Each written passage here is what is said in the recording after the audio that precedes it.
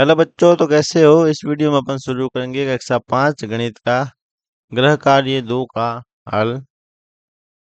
तो देखिए अपना पहला प्रश्न क्या कह रहा है कि वृत्त का व्यास और त्रिज्या एवं केंद्र खोजना।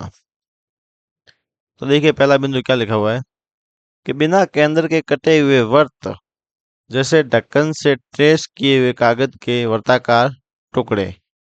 एक वर्ताकार कागज का टुकड़ा लीजिए, इस कागज को आधे में मोड़िए और अच्छी तरह से मोड़ की रेखा बनाई। जिस तरह से ये कागज किया हुआ है उसको मोड़ की एक रेखा बना दी।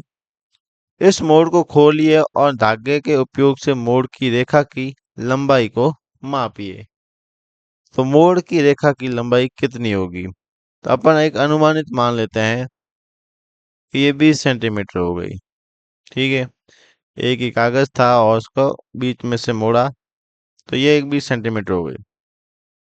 अब देखिए, अब अपने कागज को एक अलग प्रकार से आधे में मोड़िए और अच्छी तरह से मोड़ की रेखा बनाइए। फिर से एक तरफ मोड़ दिया किसी तरफ, इस तरह से। इस मोड़ को खोलिए और धागे के उपयोग से मोड़ की रेखा की लंबाई को मापिए। तो अभी ये भी आधे में मुड़ा है और ये भी अपने बराबर ही मुड़ा है लगभग। तो ये भी अपना हो जाएगा 20। ठीक है, उसके बाद में अब इसे पुनः एक अलग प्रकार से आधे में मोड़िए और अच्छी तरह से मोड़ की रेखा बनाइए।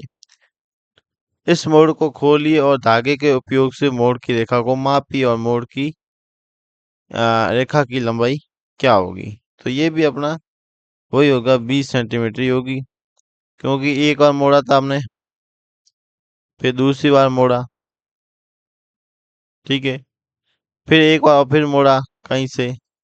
ठीक है, तो ये रेखाएं क्या आ रही, सब में बराबर ही आ रही है।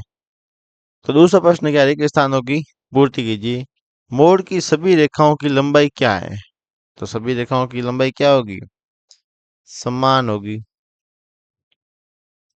फिर ये मोड़ की रेखाएं वर्त का क्या कहलाती है। तो ये अपने व्यास होती है। क्या होती है, व्यास। सभी व्यास जिस बिंदु पर मिलते हैं वो बिंदु वर्त का क्या कहलाता है। ये जो व्यास यहाँ पे मिलते हैं तो ये क्या कहलाता है, ये अपना आएगा वर्त का केंद्र। केंद्र वर्त के व्यास को दो बराबर भागों में बांटता है और प्रत्येक भाग की लंबाई वर्त की क्या होती है, वर्त की होती है त्रिज्या। फिर वर्त की त्रिज्या उसके व्यास की क्या होती है, त्रिज्या व्यास की आधी होती है। फिर देखिए तीसरा प्रश्न, खेल मैदान में वर्त बनाना। खेल मैदान में बच्चे को केंद्र पर एक खड़ा करना है और उसे रस्सी का एक सिरा पकड़ाना है। भाई एक बच्चे को खड़ा कर दो, फिर उसको एक रस्सी पकड़ा दो, एक सिरा।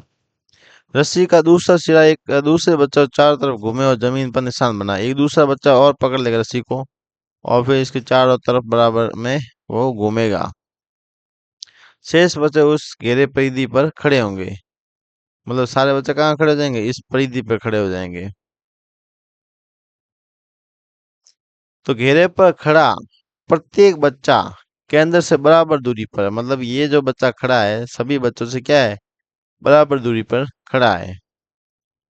तो यही दूरी क्या है, त्रिज्या है। मतलब केंद्र से लगा के परिधि परिधि तक की दूरी क्या होती है, त्रिज्या होती है। तो ये अपना हो गया कार्य गृह कार्य 2 का हल।